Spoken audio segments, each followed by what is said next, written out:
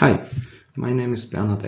I'm a junior professor at FAU Germany, and this is joint work with Skylar Sutherland at Yale University and Safa Medin and Josh Tenenbaum both at MIT. Today, we would like to demonstrate identity expression ambiguity in 3D morphable models to you. Ambiguities are a challenging problem, for example, in inverse rendering tasks.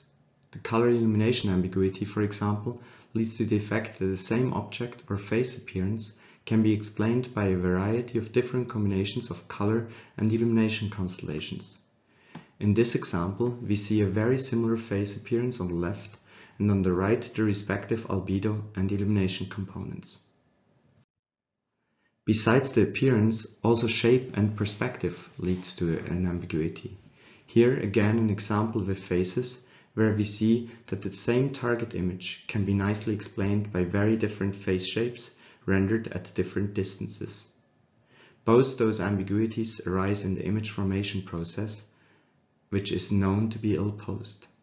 The ambiguity we describe in this project is however already present on the statistical model level and does not arise from the image formation process. The computational model we are looking at in this project is a 3D morphable model, which is a statistical model for face identity and expressions. The model you see here is the Basel face model, and for this project we ignore the texture component. The model is a simple linear model built using principal component analysis. A face is encoded in 199 coefficients for shape and texture, and can be rendered with the mean and covariance matrix of the face model. To model facial expressions, we add additional coefficients and a separate covariance matrix. This modeling assumes that the facial identity and expression subspaces are orthogonal. Already the first work proposing such an expression model observed that there is an overlap of those subspaces, which was assumed to be very subtle.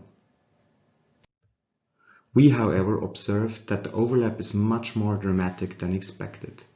When generating a random instance, as you can see here off the left, from both the identity and the expression model, and we explain it by solely the identity model and solely the expression model, both can almost perfectly recover the shape. This effect also holds for various other random samples. We tried to rule out various different reasons for this ambiguity. It could, for example, be caused by simple registration artifacts. To rule out registration artifacts, we studied the ambiguity also in the flame model, which is built by a completely separate team of researchers, and we observed similar patterns. We also studied the Le Momo model, which is learned from 2D images and follows a very different strategy to disentangle expression and identity, and we again observe similar patterns.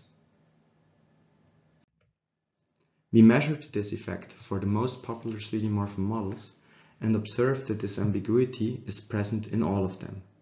In those plots we demonstrate how quickly the reconstruction error drops with the full model and the separate models.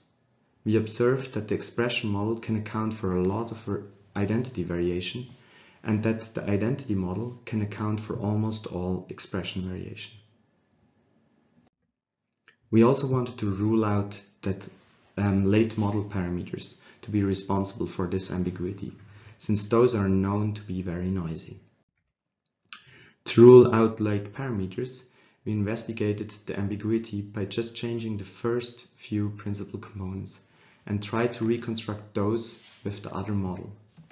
We again observe very good reconstruction even for those components of strongest variation.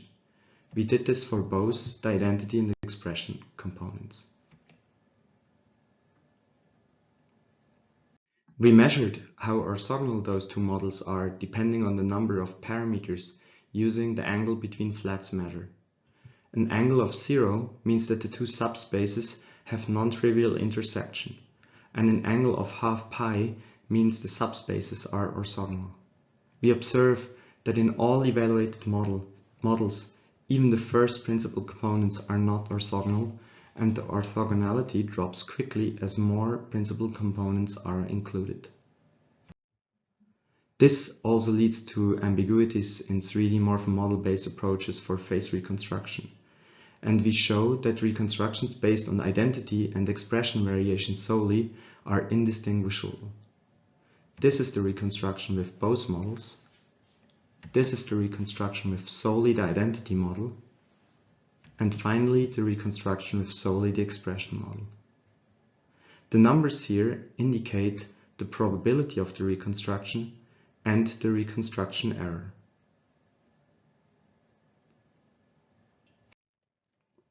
The ambiguity we observe in practice goes far beyond our expectation and far beyond the statement in the original work. Our findings suggest that variation between identities overlap with variation within identities and are naturally not as cleanly separable as usually assumed. This observation raises interesting questions, since the traditional view in cognitive neuroscience proposes that facial identity and expression are proposed separately by distinct neural pathways. It also challenges the idea of a neutral expression. What does a neutral expression mean? And could this be a possible explanation why humans struggle to separate identity from expression for unfamiliar faces, like in the work of Jenkins? We plan to address some of those questions in future work. I would like to thank my collaborators, and please feel free to contact us with your questions. Thank you very much.